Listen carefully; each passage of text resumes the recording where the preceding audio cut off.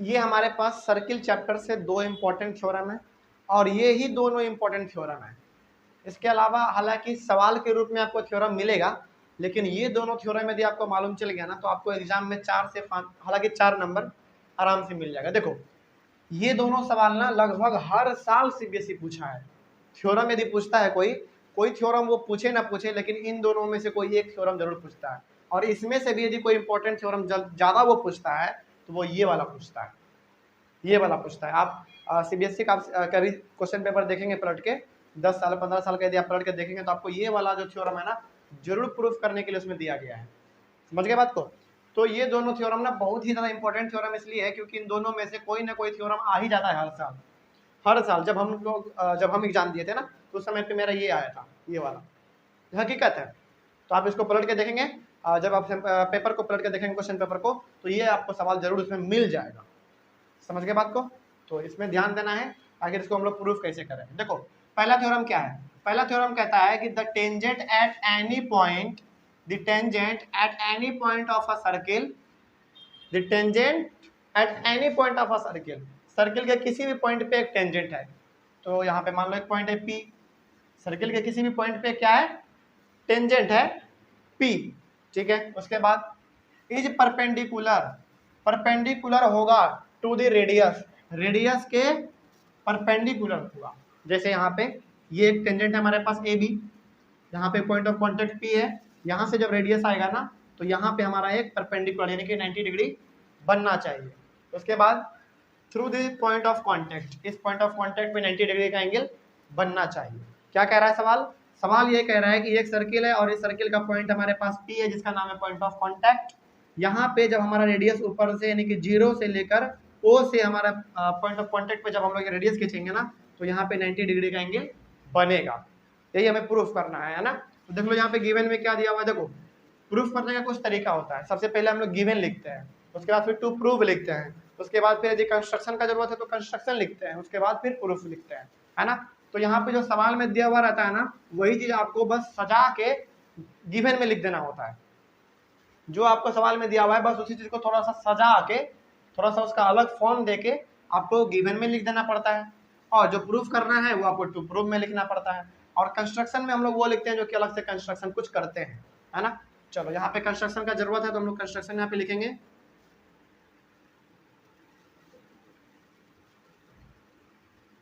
Construction यहाँ पे हम लोग क्या करने जा रहे हैं? कंस्ट्रक्शन क्या करेंगे? देखो यहाँ पे कंस्ट्रक्शन हम लोग करेंगे कि एक पॉइंट लेंगे इस ए बी पर।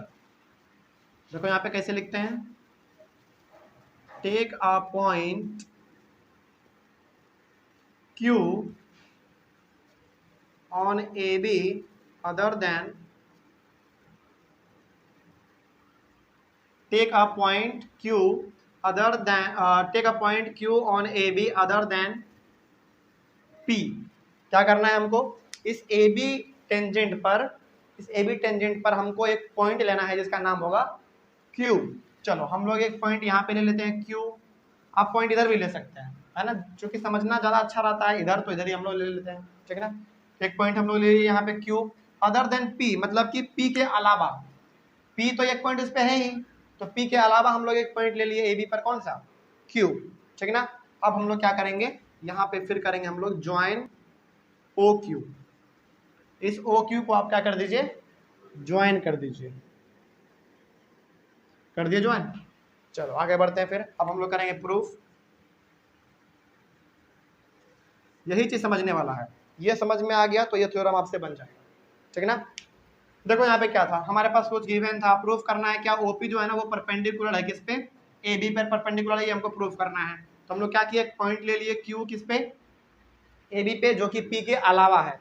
पी तो यहाँ पे एक पॉइंट है ही है, उसके अलावा भी एक पॉइंट हम लोग ले लिए क्यू। उसके बाद ओ क्यू को ज्वाइन कर दिए, कोई दिक्कत?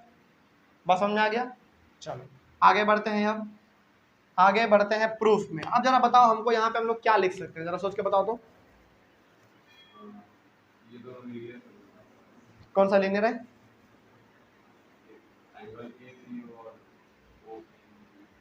नहीं नहीं, थोड़ा सोच के बताओ।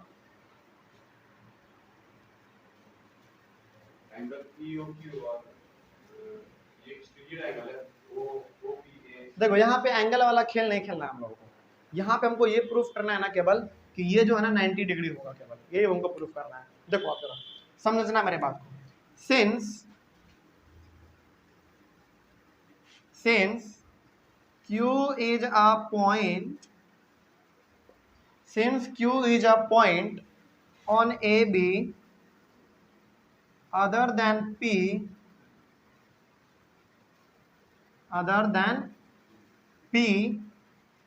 देखो यहाँ पे since Q is a point on AB other than P, चूंकि हमारा ये जो Q है वो क्या है, एक दूसरा पॉइंट है P के अलावा, जो कि है किस पे, AB पे है, AB पे है ना। तो इसका मतलब क्या हो गया, hence Q lies outside the circle. सही बात है। यदि एक पॉइंट है Q हमारा AB पे, P के अलावा दूसरा पॉइंट है, यदि वो यहाँ पे है, तो ये तो एकदम स्वाभाविक सा बात हो गया कि Q जो है वो सर्किल के आउटसाइड है, ये सर्किल पे टच भी नहीं कर रहा है, Q जो हमारा सर्किल पे टच भी नहीं कर रहा है, तो उसके वो बाहर है ना, बाहर। आगे अब चूंकि यहाँ पे OQ को हम लोग ज्वाइन किए हैं, तो यहाँ पे एक पॉइंट होगा कोई, मान लेते हैं हम लोग R, ये R पॉइंट क्या कर रहा है, ये OQ जो लाइन है हमारा, इस R पे सर्किल को क्या कर रहा है, इंटरसेक्ट कर रहा है ना। R इंटरसेक्ट, ऐसे लिखो इसको ज़्यादा अच्छा लगेगा, OQ intersect the circle, OQ intersect the circle eight R। कोई दिक्कत, समझ में आ रहा है मेरे बात को। तो चूंकि एक Q पॉइंट हमारा AB पे है, जो कि P के अलावा है, वो P के अलावा है, तो ये तो एकदम बिल्कुल स्वाभाविक सा बात है कि Q जो है वो सर्किल के बाहर ही होगा। और यदि वो Q सर्किल के बाहर है, तो OQ क्या कर रहा है, एक सर्किल को एक पॉइंट पे इंटरसेक्ट कर रहा है, यानी कि R पे इंटरसेक्ट कर रहा है। तो अब जरा हमको बताओ कि जितना OP होगा क्या उतना ही हमारा OR होगा, क्यों, रेडियस है, दोनों तो रेडियस है हमारा, है ना। यहाँ से आप इधर भी लीजिएगा तो वो भी बराबर होगा, इधर से लीजिएगा इधर तो वो भी बराबर होगा, यहाँ से ऊपर लीजिएगा वो भी हमारा बराबर ही होगा, कोई दिक्कत नहीं। आगे बढ़ते हैं फिर। उसके बाद जब इतना हम लोग जान गए हैं, तो हम लोग अब यहाँ पे बता सकते हैं कि OR जो है ना, यहाँ पे हमारा OR वो स्मॉलर है किससे, OQ से है। जरा देखो तो OR छोटा है हमारा किससे, OQ से। क्यों छोटा है, क्योंकि हमारा OR केवल इतना है जो कि एक रेडियस है, और OQ जो है ना हमारा यहाँ से यहाँ तक पूरा है। बात समझ में आ गया। चलो तो इसको हम लोग मान लेते हैं अपना फर्स्ट इक्वेशन, ठीक है। आगे फिर से आगे बढ़ते हैं। देखो यहाँ पे अब क्या हमारा यहाँ पे जितना OP है उतना ही OR है क्या, देखो तो जितना OP है उतना ही हमारा OR है क्या, बिल्कुल है, क्योंकि जो OP हमारा वो भी एक रेडियस है, और जो हमारा OR है वो भी हमारा एक रेडियस ही है। तो हम लोग यहाँ पे इसको सेकंड मान लेंगे। अब मेरे बात को ध्यान से सुनना, यहाँ पे जरा देखो ध्यान से क्या लिखा हुआ है, OP बराबर है किसके, OR, यानी कि ये वाला साइड जो है ना इसके बराबर है, इसके बराबर है। अब यहाँ पे देखो, यहाँ पे फिर क्या लिखा हुआ है, OR। OR मतलब कौन, OP बोलिए या फिर OR बोलिए, बात तो सेम है, क्योंकि दोनों का दोनों हमारा क्या है, रेडियस ही है। तो क्या हम लोग फ्रॉम फर्स्ट एंड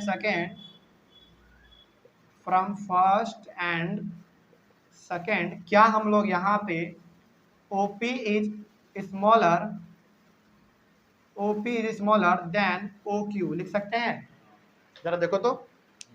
क्यों लिख सकते हैं भाई, क्योंकि फर्स्ट में जो है ना हमारा वो OR छोटा है और OQ हमारा बड़ा है, यानी कि OR हमारा रेडियस है और OQ हमारा पूरा एक लाइन है, तो वो हमारा OR यहाँ पे छोटा यानी कि रेडियस ही हो गया हमारा, और यहाँ पे OR हमारा बराबर था OP के, तो यहाँ पे भी हम लोग OR के बदले OP कह सकते हैं ना। तो इस प्रकार से हमारा फर्स्ट और सेकंड को देखते हुए हम लोग ये कह सकते हैं कि OP जो है ना वो छोटा है किससे, OQ से। कोई दिक्कत अब, चलो तो यहाँ पे जो हमारा OP जो छोटा आया है ना, ये क्या है हमारा, ये हमारा एक शॉर्टेस्ट डिस्टेंस है, है ना। अभी ज़्यादा ये समझ में आएगा जब हम लोग एक सेंटेंस लिखेंगे।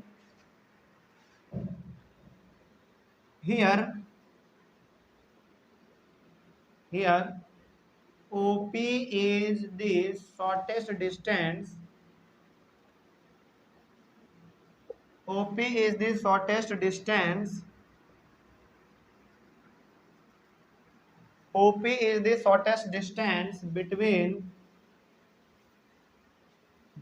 the point O and the line AB। जरा देखो, क्या ये हमारा OP एक शॉर्टेस्ट डिस्टेंस है? पॉइंट ए और ए बी लाइन के बीच में एक शॉर्टेस्ट डिस्टेंस है, बिल्कुल शॉर्टेस्ट डिस्टेंस है, कोई दिक्कत नहीं, ये छोटा सा डिस्टेंस है हमारा, है ना। उसके बाद दिस शॉर्टेस्ट डिस्टेंस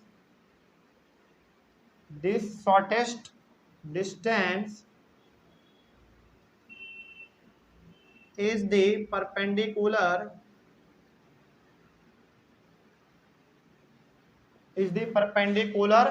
distance।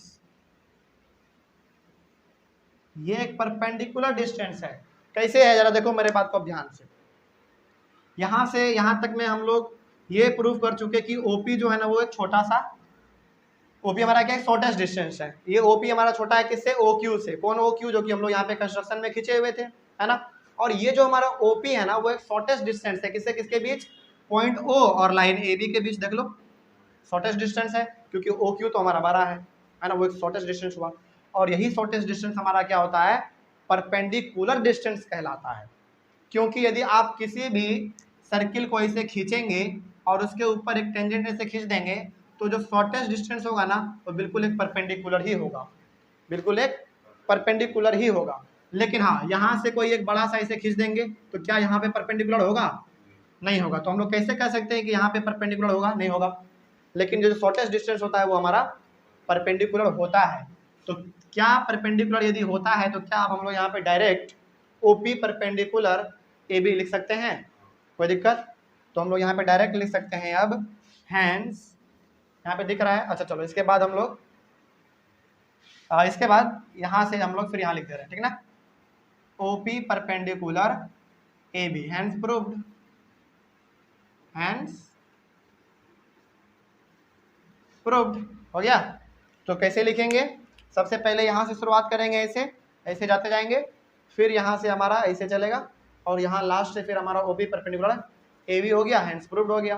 कोई दिक्कत नहीं। इसमें समझने वाली केवल ये बात था ना कि हम लोग जानबूझ के एक लाइन ओ क्यू खींचे थे ताकि ये साबित हो सके कि ओ क्यू जो हम लोग लाइन खींचे हैं वो बड़ा हमारा बड़ा लाइन है जो कि सर्किल के बाहर है ना। और कभी भी बड़ा वाला जो है ना हमारा यानी कि लॉन्गर डिस्टेंस हमारा कभी भी परपेंडिकुलर नहीं हो सकता है। जो शॉर्टेस्ट डिस्टेंस होगा यानी कि जो रेडियस होगा वो हमेशा टेंजेंट पे क्या होगा?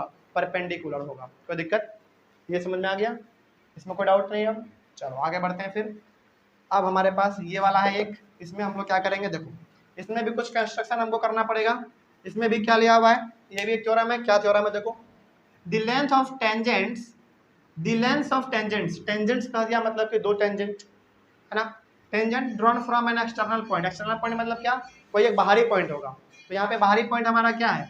External point to a circle are equal, ये हमारे पास बाहरी पॉइंट है। यही इस बाहरी पॉइंट से दो टेंजेंट इस सर्किल पे खींचा गया है, एक ये वाला और एक ये वाला। बस इसी को हम लोग गिवन में लिख देंगे। देखो, two tangents AP and AQ, AP and AQ हो गया। दो tangent are drawn from an point A, एक पॉइंट से खींचा गया है, to a circle with centre O, इस सर्किल पे जिसका सेंटर कितना है? ओ है। हमको क्या प्रूफ करना है? हमको प्रूफ करना है कि जो टेंजेंट है ना दोनों आपस में इक्वल है। AP is equal to AQ, AP is equal to AQ, ये हमको प्रूफ करना है। इसके लिए भी हमको कुछ कंस्ट्रक्शन करना पड़ेगा। तो कंस्ट्रक्शन इसमें क्या करेंगे हम लोग? देखो, हम लोग यहाँ पे क्या करेंगे, इस ए को हम लोग ज्वाइन करेंगे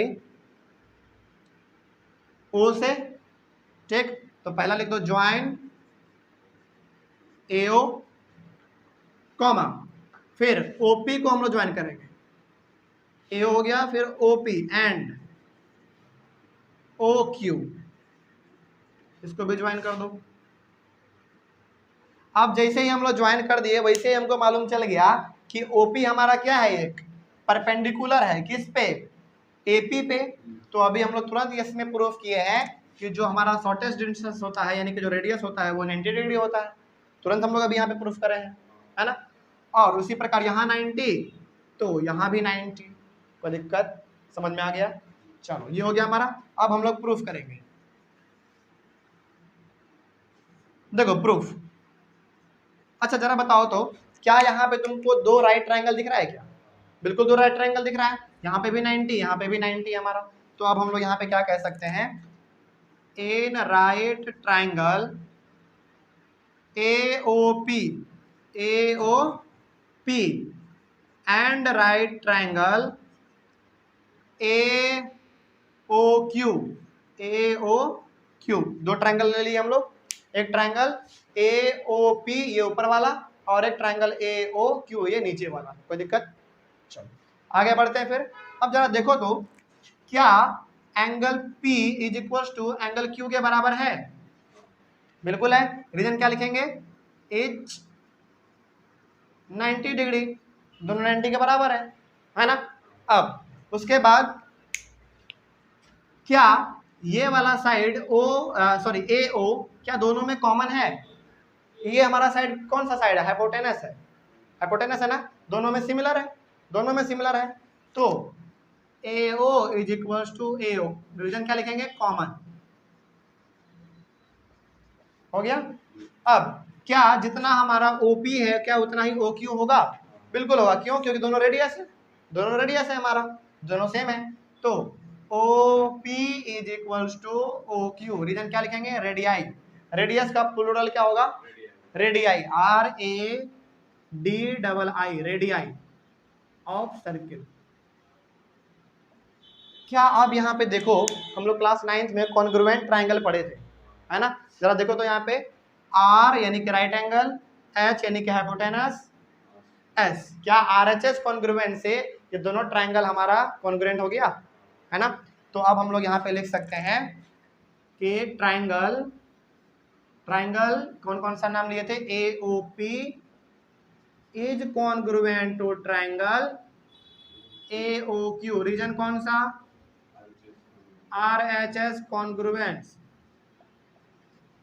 हो गया। चलो अब चूंकि कॉन्ग्रुएंस हो गया है तो हम लोग जानते हैं बाय CPCT सारे साइड्स भी आपस में इक्वल होंगे। तो इस प्रकार से हम लोग कह सकते हैं कि AP is equals to AQ, reason क्या लिखेंगे, CPCT, हो गया, हैंस प्रूव्ड। कोई दिक्कत समझने में, दोनों थ्योरम समझ में आ गया है, कहीं पे भी कोई समस्या? तो इन दोनों चीजों को हमेशा ध्यान में रखना है क्योंकि एग्जाम में ये 4 नंबर में जरूर पूछ ही देता है, ये कंपलसरी है, CBSE पूछता ही पूछता है, पता नहीं क्यों लगातार ये 10-15 साल से लगातार पूछ रहा है, पता नहीं क्यों, लेकिन पूछता है ये, समझ में आ गया। तो इस थ्योरम से हमको ये मालूम चल गया कि जब हम लोग एक सर्किल के सेंटर से जब हम लोग एक रेडियस खींचेंगे किसी टेंजेंट पे तो वो बिल्कुल 90 डिग्री का एंगल फॉर्म करेगा, ठीक है।